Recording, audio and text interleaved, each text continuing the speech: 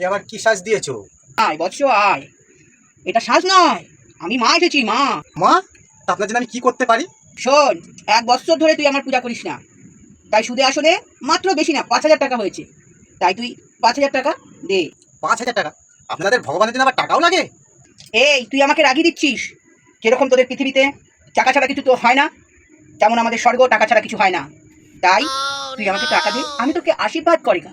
আর যদি তুই আমাকে রাগিয়ে দিস, টাকা না দিস, তাহলে আমি তোকে অভিশাপ কর দেগা। টাকা দিচ্ছি দিচ্ছি, তোমার টাকা আমি দিচ্ছি। ক টাকা লাগবে বললে ভগবান? এই এই আমি তোকে অভিশাপ কর দেগা মটকট, আমি তোকে অভিশাপ কর দেগা। তুই ওটা কেন বের করেছিস?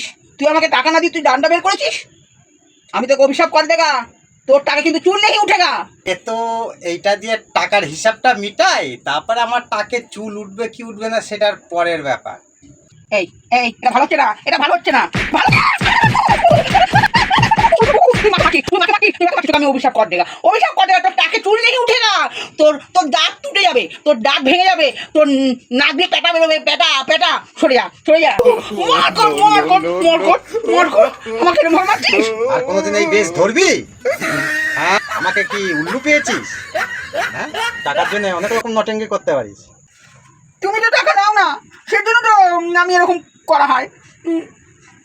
5,000 টাকা দিয়ে দাও না গো, এরকম কেন কটা হয়? পাশা বাড়ি আবার দেবো? আমার টাকা লাগবে না, আমার টাকা লাগবে না, আমার টাকা লাগবে না। তুমি যাও, তুমি যেখানে দিয়েছো সেখানে যাও, যাও, আমার টাকা লাগবে না।